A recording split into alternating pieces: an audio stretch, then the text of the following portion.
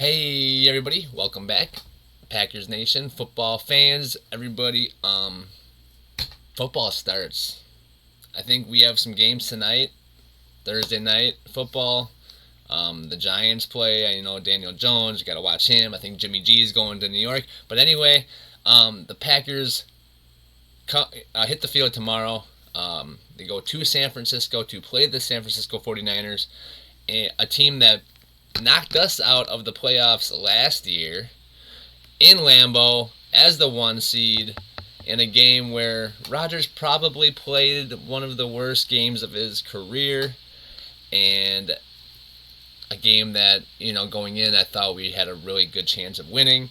Obviously, we would have had to go on to play the Rams, but the Rams had taken care of Tom Brady and Tampa Bay for us, who had beaten us the year before, so it was kind of shaping up to be our year, and the Packers couldn't pull it out in the fourth quarter against San Francisco in the cold.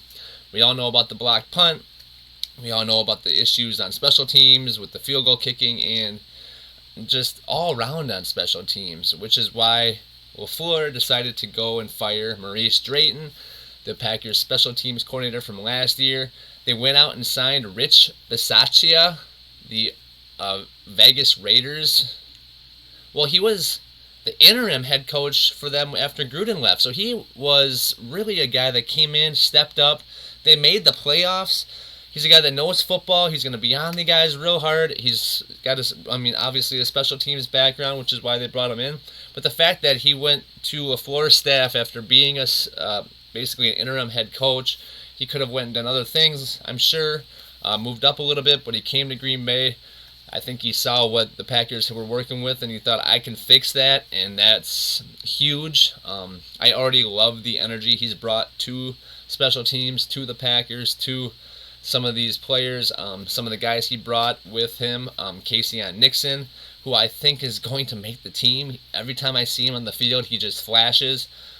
His special teams background obviously has a lot to do with the fact that he probably will make the team. And then there's a guy, Dallin Leavitt, and he also probably is going to make the team based on his special teams contributions. It's just those are kind of a backup safety and a backup corner, so they're like the 5th, 6th corner, and then maybe the 4th or 5th safety, depending on how many they keep. But very interesting to see how the special teams kind of shapes up. That's a position that we've been watching closely.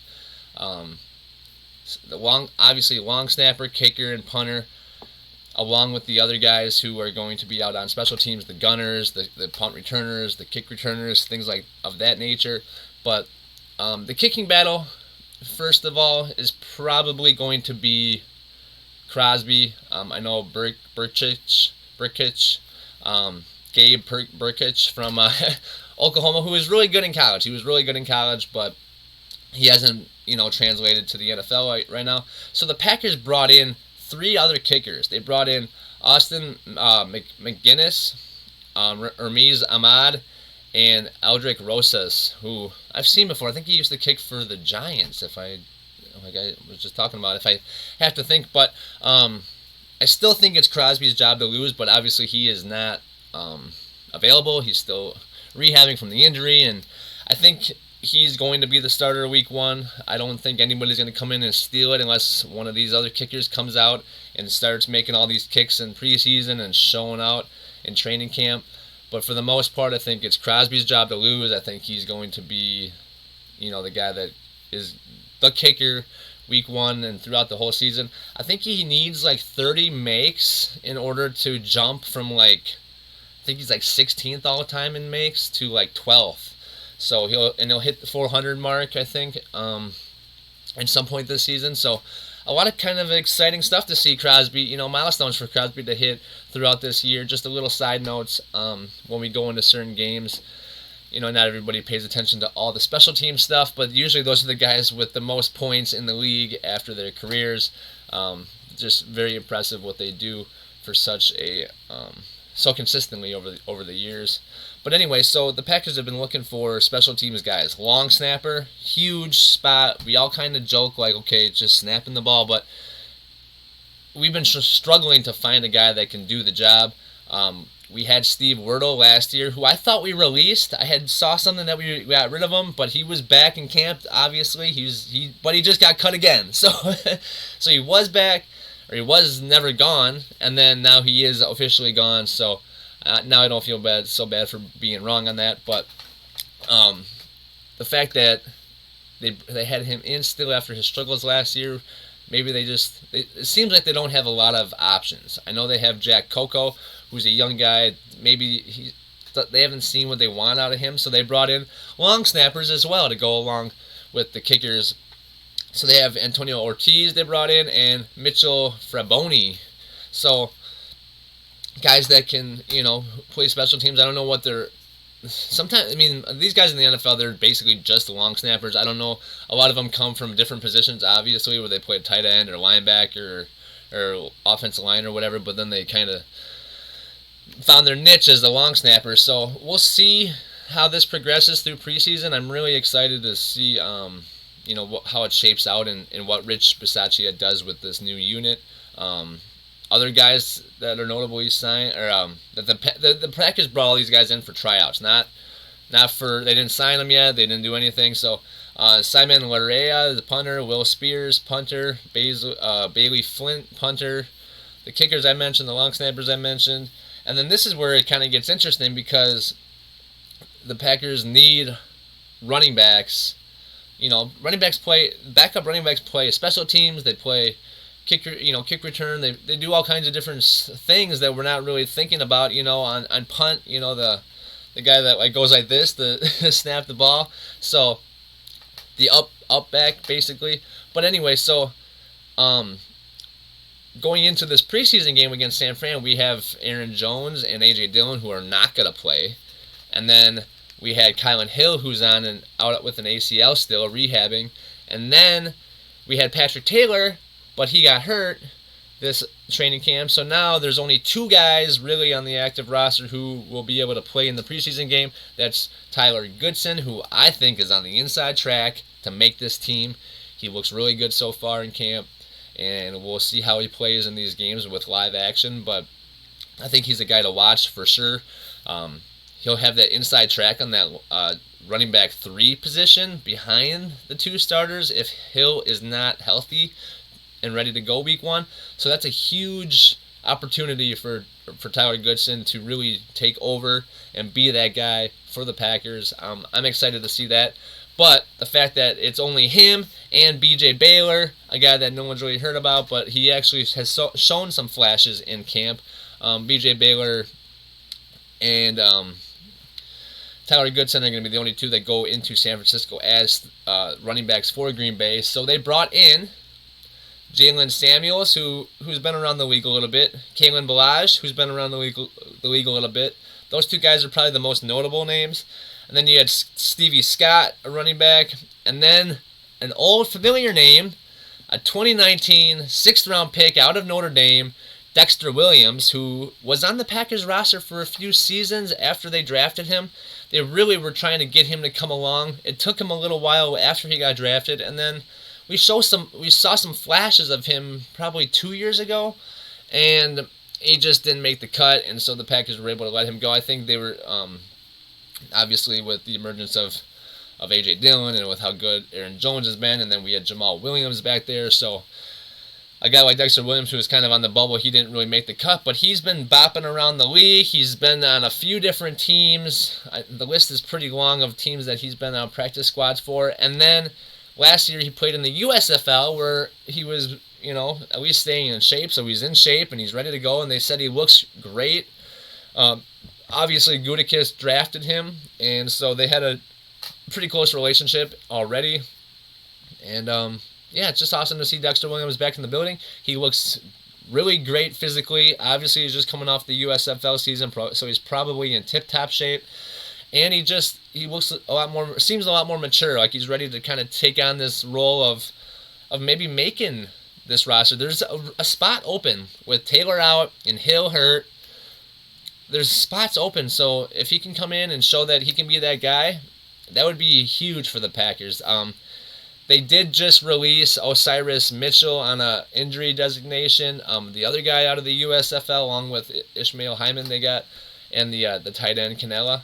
But Dexter Williams, another guy from the USFL. That's really awesome to see, just because we didn't know what the USFL would kind of do for the league or bring to the league, and to see that this is just the Packers who have already brought in 4 guys so far from the USFL. So that's awesome. That just shows that there is a different route these players can take. Not everybody develops in the same way. Not everybody gets seen in the same light. So for opportunities like this to come up, it's just really awesome. You thought Dexter Williams was done, and now he's back. So Packers did actually sign him. The rest of the guys they did not sign that they brought in. They also brought in Calvin Turner, a wide receiver. Like I said, Osiris Mitchell, they let go. Some more offensive linemen, Aaron Service and Drew Himmelman. So he's an offensive tackle. I think the Packers are still trying to rotate who they want in and out there. They brought in another linebacker, Brendan White. And the last guy who they brought in, and this guy they did sign as well. So there's only 2 guys they signed, Dexter Williams, a running back, and Micah Abernathy, who I think played safety for Cincinnati in college, but he's a guy that was also in the USFL. So pretty cool to see that these guys are coming from the USFL and getting to the league, but they're also guys that likely will not make the team. But Micah Abernathy as a safety, that safety spot's kind of open. Darnell's out. We've been rotating Savage. Savage is out, and we've been rotating Vernon Scott and Sean Davis in there. So there's some opportunity. I'm interested to see how it all plays out. The Packers did not sign a long snapper yet, or a new kicker, or a new punter. I think they're just going to go with Gabe and hope Crosby gets back. The punting situation, they did bring on 3 punters, but I think it's kind of just to put pressure on Pat O'Donnell. I don't think it's much more than that. Pat O'Donnell, I'm pretty certain, is going to have the starting job for the Packers this season at that position. And so I've just seeing how kind of desperate the Packers are when it comes to those spots really shows their concern level for what's going on. I know our offensive line has taken some time to get it figured out based on the fact that they don't have Bakhtiari, they don't have Elkin Jenkins. It's a young group. They've never worked together.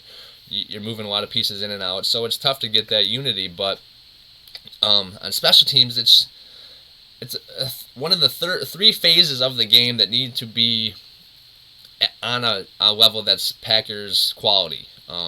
Last year the offense struggled, the defense played really well, but then the special teams is horrible. You can have one thing not be great. The defense can make up for the offense and so on, but you can't have special teams blowing big plays. You can't have teams scoring points on special teams. You can't have those kinds of swings when it comes to special teams. So that 49ers game was just a blunder. I actually think I want to go back and watch it one more time and kind of do a recap on it just to kind of get fresh for this season. But those are some notable names that are coming back, and I just really am excited to see how this roster all plays out. So the Packers go into San Francisco tomorrow night. It's a big game. It's a big game for a few reasons. There's, like I said, there's position battles. At wide receivers got a decent battle. We don't know what's going to happen with Sammy Watkins. We don't know what's going to happen with who's going to be tight end. If Tyler Davis is going to step up, we don't know what's going to happen on the offensive line. If Bach or Jenkins comes back, we don't need to keep as many other offensive linemen. Otherwise, we need to keep more offensive linemen. Then on defensive line, who are we going to keep on defense? The linebackers, who's going to be that outside linebacker number 3 behind Rashawn Gary and Preston Smith? Those are questions that that's the biggest question really, is who's going to be the outside linebacker to spell Smith and Gary. He's a guy that's going to be on the field a lot, a guy that's going to be rotating in and out, and a guy that the Packers are going to be counting on to do some good things. And I'm just not certain on who that guy's going to be yet. Middle linebacker's pretty much set. Campbell, Walker, and then Barnes is a great 3. So that's awesome to have him as the third middle linebacker. And then the safety 3, if Darnell keeps getting these fast people injuries, we're going to have a safety 3. And a lot of times Packers want to use Savage in the slot or something, so they're going to have another safety back there. That number 3 safety plays a lot. Henry Black was kind of that guy last year who I liked a little bit, but you see that safety 3 out there on the field all the time, so that's really a big spot too. It's the guy in the back end. He's kind of the one that sets up everything in the secondary along with Amos, so it's going to be important to see how those position battles work themselves out. For me, I just want to see Jordan Love. I just want to see how Love has developed over the last 2 years. Again, he didn't have an off-season or training camp his rookie year with COVID. So last year was kind of year 1 for him, and then this is kind of year 2 where he's actually getting a full slate of off-season work. I think it's going to be huge for his progression. I think that the Chiefs game was huge for his progression. He did have some nice throws. A lot of it was just timing with the receivers, and that comes from practice and creating that connection. So I'm not too worried about how his game is going to translate. 6'4", big arm. He's actually more athletic than Rodgers is at this point in Rodgers' career. He's got some speed, but he just needs more time to grow, and I think this has been great. I think Rodgers, now that he's kind of reformulated himself, redesigned his image of he just is so appreciative of being back in the league and playing for the Packers. He's really taken Love under his wing and and showing him the way, and it's been huge for Love's growth, and I think that Love's going to have a big game. It's not up to really the Packers I'm sure they want to win, but it's not really. They're going to do a lot more stuff designed to see what they want to see. Games like this are not about the score at the end. It's about evaluating what you have and putting your players in positions to evaluate them on plays and situational football things that you haven't seen them in yet. So you try to design it in a way that you get to see your players go through certain scenarios that you wouldn't normally see them in, and that's what's exciting, because I just want to see Love and the Doubs connection. I think it's going to be a connection that's rooted on by the Packers in the future. Jordan Love to Romeo Doubs, and then just watching all these other rookies kind of come along. The offensive line guys, obviously Sean Ryan, Zach Tom, I want to see them out there. I want to see how this tight end formulates. There's just a lot of little things here and there. That third running back is a guy that, can get on the field. Jones gets dinged up. Dallin gets dinged up. That third running back comes out there for sure to spell whoever's left. And it's really important to have a guy that can pass block and who can catch and who can just run as a running back as well. So there's a lot of interesting battles going on out there. The biggest thing for me, I don't think, Sammy Watkins is not on the preseason depth chart, and he's the guy who I think is really on the bubble. He has not flashed like he should have coming into camp now. The Packers, to me, signed Sammy Watkins as sort of a security blanket, if you will. A guy that, has been in the league, knows how to do it, knows what it's about, can make some plays if you call on him. And the Packers did not expect their receivers to come along as quick as they have. Even the fact, Romeo Doubs, 4th-round pick, he's the star of camp. Samori Toure, he's, a guy that's been making a lot of plays, 7th-round pick. That's, so, and our first-rounder, Watson, hasn't even got on the field yet, and he's starting to rehab. He's starting to look really good. So it's like, well, Watkins was kind of a guy that was here just in case. The fact that Rodgers kind of said Juwan Winfrey is a guy that he likes, gave him his little recommendation. I think that means Winfrey makes the team, which means I think that Watkins does not make the team. if Winfrey makes it, along with Dobbs, Amari Rodgers, the other 2 rookies, Lazard and Cobb, that's a 7. So if they keep Watkins, that'll be 8. There's no way the Packers are keeping 8 receivers. I think with the emergence of Winfrey and the rookies, it's making Sammy Watkins expendable. He'd really have to come out and show that he can be basically wide receiver 1 over Lazard in order for them to keep him. To have him just kind of be there is not really worth it for the Packers. If he does have a great season, he'll be gone trying to go get paid by somebody. If he doesn't have a great season, he'll be gone because nobody wants him anyway. So either way, it's a lose-lose for the Packers. Unless he's super productive and helps them win the Super Bowl this year. But I think there's young guys that are going to be here next year for sure that you can kind of teach and grow and develop that can contribute just as good as or better than Sammy will. And it's a bummer because I do like Sammy Watkins. I think he was a great prospect coming out, and his career just hasn't formulated injuries and such. So maybe he's a guy we can tuck away, down in the roster and throw one of these guys on the practice squad. But I think that it's Winfrey's time. He's been patient on the practice squad, in and out of the roster here and there, week to week. And the fact that he's come in this year, he's always kind of a training camp Hall of Famer. But the fact that Rodgers was like, okay, 88 and 87 are the 2 guys that I've seen shine. Kind of like him calling for Jake Kumerow years ago, which really upset him. But, I really like what I see with these young receivers. And like I said again, we haven't seen what Christian Watson can do or what he has or what he's capable of doing. So that's going to be another huge piece to this puzzle for the Packers offense. Couldn't be more excited. The offensive line is something to watch out for sure.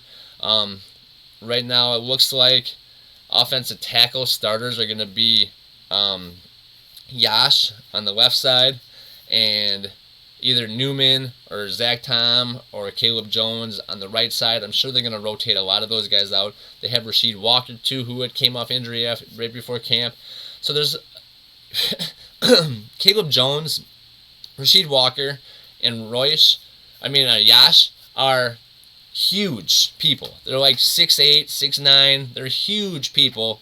And then Zach Tom's just a really solid player who I think can play at all positions on the offensive line.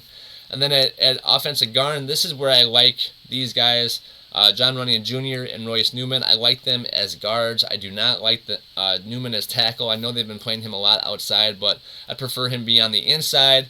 They have Jake Hansen as well on the inside, a guy whose name I will not forget.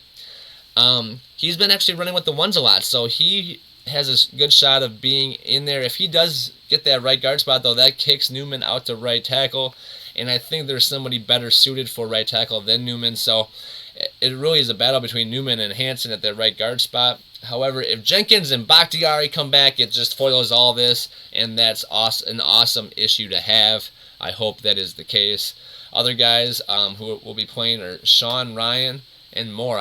Moore is a guy that is in kind of deep down on the depth chart, but he'll be getting rotated in. But Sean Ryan's a guy, 3rd-round pick out of UCLA. 6'4", 330, I think. He's big. He's a big man.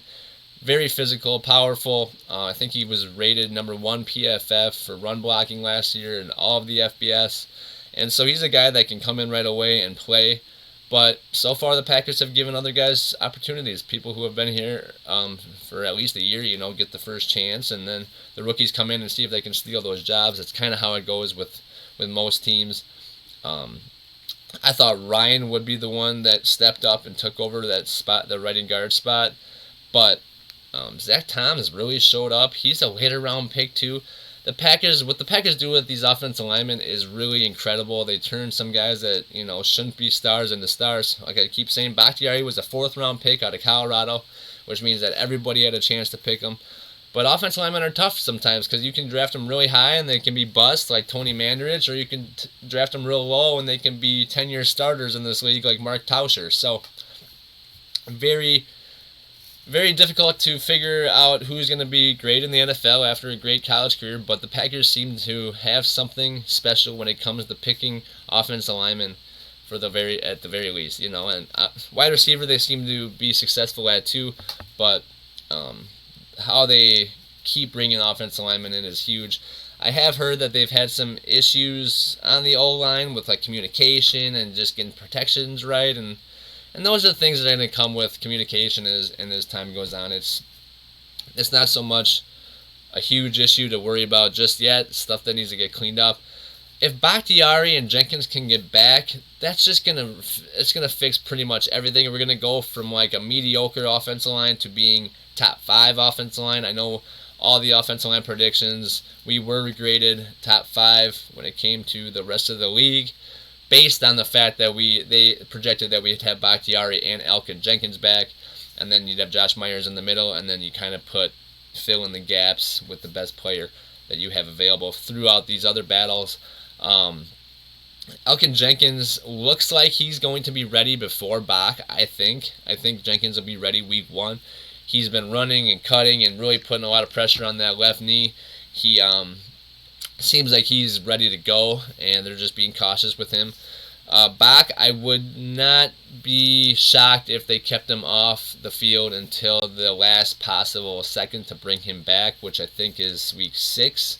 So, or maybe it's week 4, depending on all these pup list things have changed, and now you can put guys on IR. But if you put them on IR before a certain date, they're gone for the year. But if you put them on after a certain date, I think you can take them off like at any time.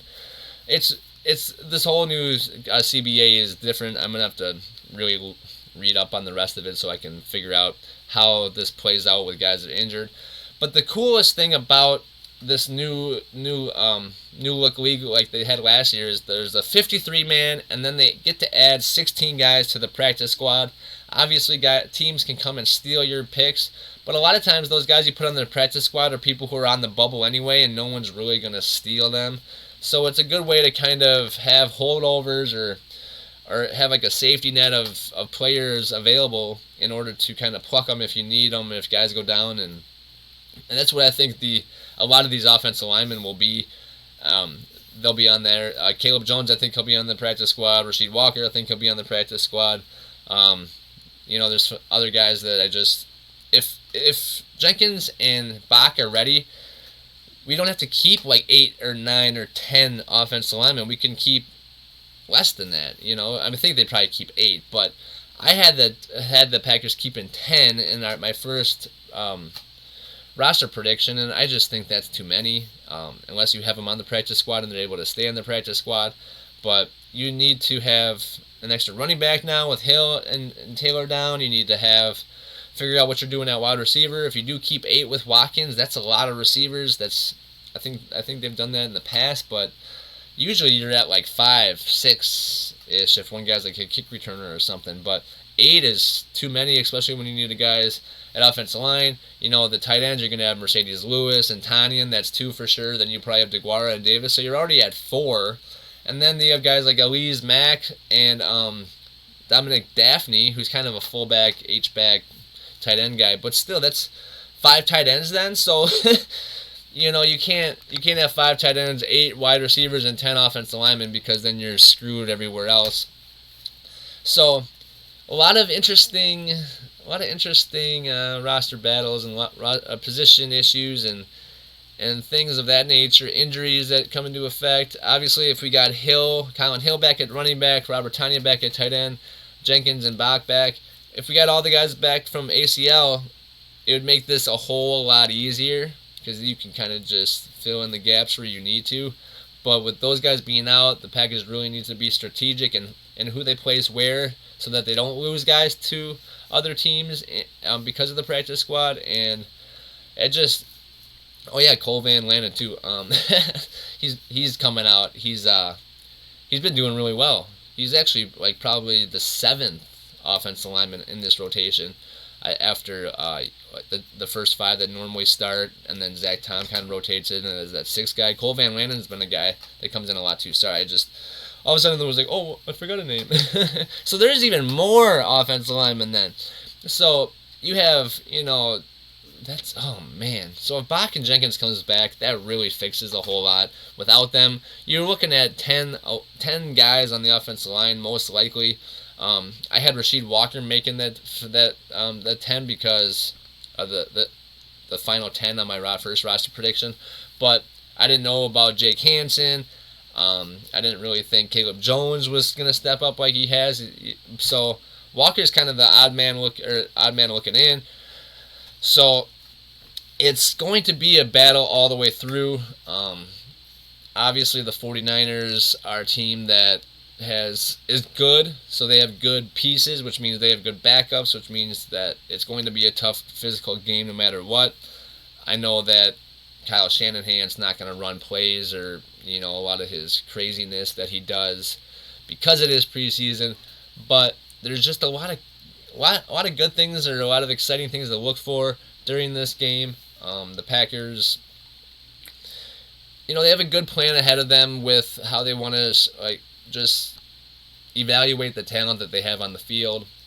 It's not always about just winning the game. It's about trying to figure out what your guys can do, putting them in positions to do it, and then evaluating them on how they complete what you've asked. So it's like the game inside the game, which is why, for me, I do like preseason. A lot of people think it's a waste of time. It's not a waste of time to guys that are buried in the depth chart that want to show that they can do something. Obviously, it's a waste of time for guys like Rodgers and other starters who can get injured.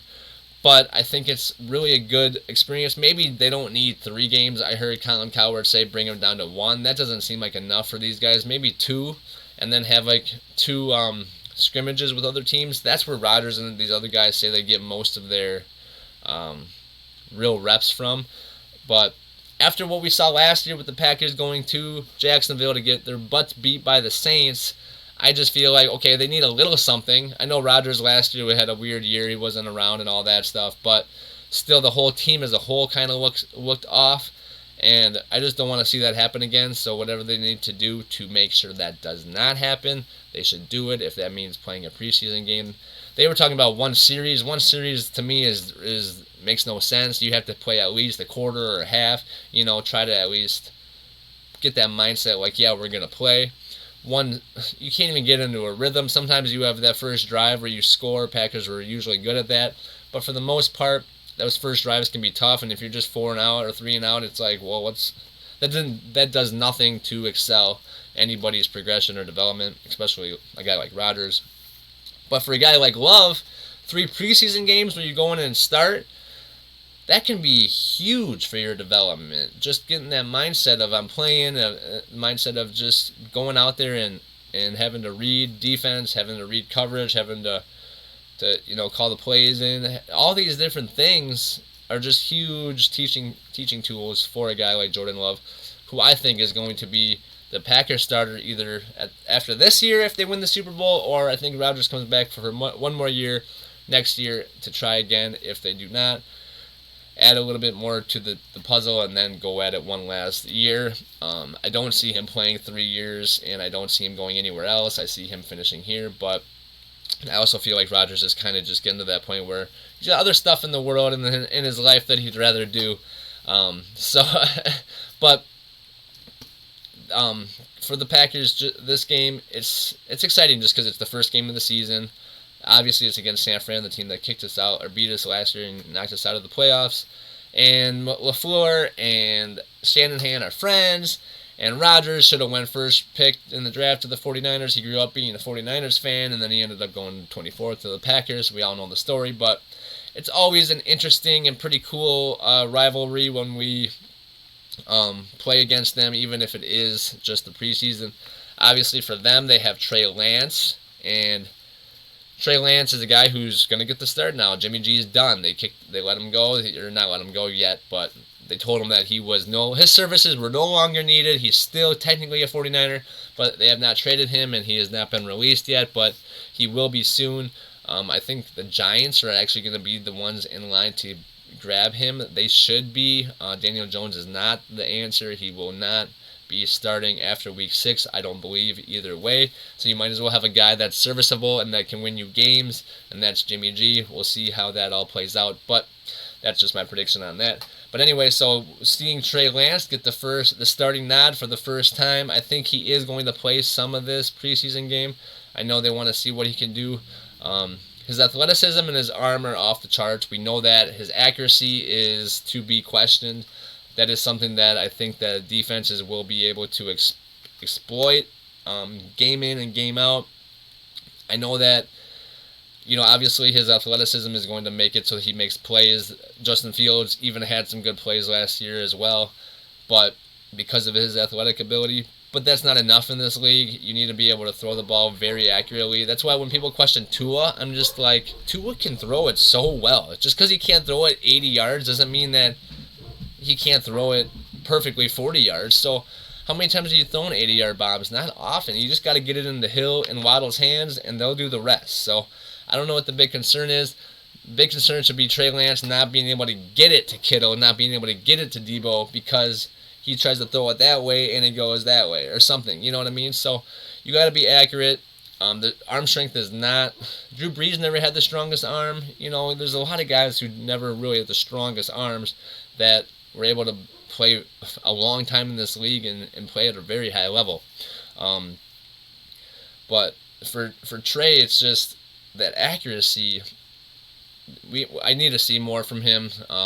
49ers are putting a lot of eggs in one basket when it comes to Trey. And the rest of their team, their defense, their offense, they just signed Debo. They got Brandon Ayuk. Obviously, George Kittle. They've got guys that can really play. So it's those. I mean, obviously, those starting guys won't be out there for this preseason game. But the team as a whole is ready to go for the regular season. And if you have question marks at quarterback, then you basically have question marks throughout the rest of your team. And the fact that they, Jimmy G is not coming in that door to save him. If Lance struggles week 1, 2, and 3, Jimmy G is not coming in that door to save him. I think they might have Nick Mullins soon, but probably not. I think he's been bopped around the league. So I'm not really sure who the backup in San Francisco is behind Trey Lance, but hopefully Lance can develop accordingly. But we'll see. I wasn't high on him coming out. Not at number 3. I thought there was guys that were more pro ready, like Mac Jones or whatnot. But they went with Trey, and they traded a lot for him, and we'll see how he does. So Packers defense, however, this is what I'm excited about. This defense has been causing fits for the Packers offense in camp this whole time. I really think that the Packers defense is going to be a top 5 elite defense. Their defensive line is tough, physical, and quick up front. The linebackers are just going to clean up everything. You got Quay Walker and Devondre Campbell in the middle, both 6'3", both run 4 or 5 40s, and they're going to be all over the field, sideline to sideline. No one's going to be able to get past them or around them. It's going to be quite a show to watch. Campbell was running down the sideline step for step with a guy like Amari Rodgers and broke up a nice pass play. I mean, he has speed. He's got savvy. He's got that football knowledge. He's just a guy that I think is huge piece to the Packers' success last year and this year. Them bringing him back was probably the second most important thing this offseason after getting Rodgers signed. But then, like I said, Walker is just as fast, and he's hungry. He wants to prove that he can be that guy as well. And then on the back end, we've got probably the top 3 cornerbacks, the best 3 cornerbacks in the league for any team. Obviously, other teams have good ones, maybe a good 2, but not a lot have 3 good ones. Rasul Douglas, Pro Bowler. Eric Stokes is the young upcoming star. And then we know Jair Alexander. He's back and he looks great. He's back to his old self, being vocal, just being a shutdown corner and being a guy that teammates can rely on to do his job. I think this whole Green Bay defense is going to feast on a lot of these quarterbacks. Kirk Cousins is going to be seeing ghosts out there. He's not going to know what hit him week 1. And then on the back end, you got Amos and Savage. It's going to be nuts. I know that this preseason game isn't going to have any of those guys likely. We're going to be seeing a lot of the backup corners. So for me, that's also exciting because there's guys that I want to see what they can do. Rico Gafford will be out there. Keisean Nixon will be out there. So Shamar John Charles will be out there. He's a little undersized, but a guy that came out of a smaller school and he was so dominant at the smaller the smaller school at the lower level that I just want to continue to see his game translate. That's the reason why I saw a report that they signed Kevin King. I kept talking about, I haven't seen Kevin King, like, why, I thought they signed him, but clearly they didn't sign him. I thought they did. I thought it'd be good for the Packers if they did have him as the number 4, but the fact that he's still a free agent and he's not in the Packers training camp, he's not going to be playing, he is gone. I thought, number 4, as the cornerback 4, I thought he'd be good, but luckily for most Packer fans, and I feel stupid because I swear I read an article where they said that he was brought back in, but maybe not. Maybe that was a year ago. But either way, Kevin King is not on the roster. We don't have to worry about him getting burned anymore. So, and now with these guys with the speed, I really don't think the Packers are going to be getting burned much at all, if ever. Darnell Savage runs 4.3. Stokes is 4.29. Jair is 4.3. The middle linebackers are 4.5. It's just, there's a lot of speed now in this defense, and I remember I remember in 2012 when Kaepernick was running all over the field, we just, like Matthews chasing him 10 yards behind him, all our guys were just way too slow back then. We had no speed, and obviously it's 10 years later, but the Packers look like an elite defense with very talented players at all levels. Kenny Clark's poised to have a huge year. Jaron Reed had 6.5 sacks 2 years ago for Seattle as a defensive tackle. That's huge. I think Rashawn Gary is going to come on with like a 15 sack season this year. Preston Smith, I think, is going to just be Mr. Consistency like always. So, like I said, all these guys are not going to be, and I'm just so excited for week 1 and the rest of the season. But what we're looking for in the preseason game is guys like Jonathan Ford, the 7th rounder out of Miami. And, outside linebackers, Ladarius Hamilton, I'm looking to watch him. Tipa Galai, I'm looking to watch him.